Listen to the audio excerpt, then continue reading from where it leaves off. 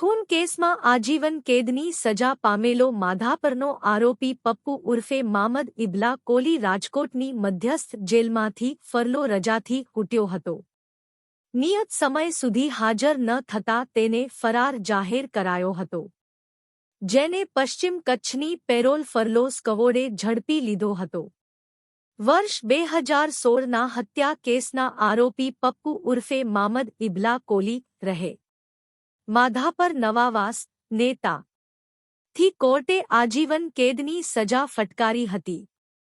આરોપી નેતા થી 14 દિનની ફરલો રજા પર રાજકોટ મધ્યસ્થ જેલથી છોડવામાં આવ્યા બાદ સમયગાળો પૂર્ણ થયા બાદ હાજર ન થતાં તેને ફરાર ઘોષિત કરાયો હતો.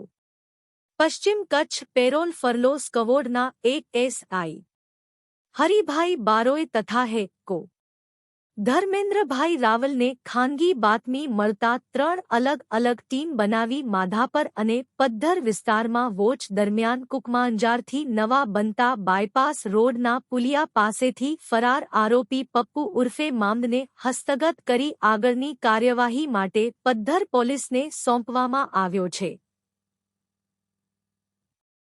આ કામગીરીમાં સ્કવોડના પીએસઆઈ ડી.બી. વાઘેલાની સાથે એક એસઆઈ હરિલાલ બારોટ, કો ધર્મેન્દ્ર રાવલ, વિમલભાઈ ગોડેશ્વર, સુરેશભાઈ ચૌધરી, કોન્સ બળવંતસિંહ જાડેજા તથા ઉપેન્દ્રસિંહ ઝાલા જોડાયા હતા.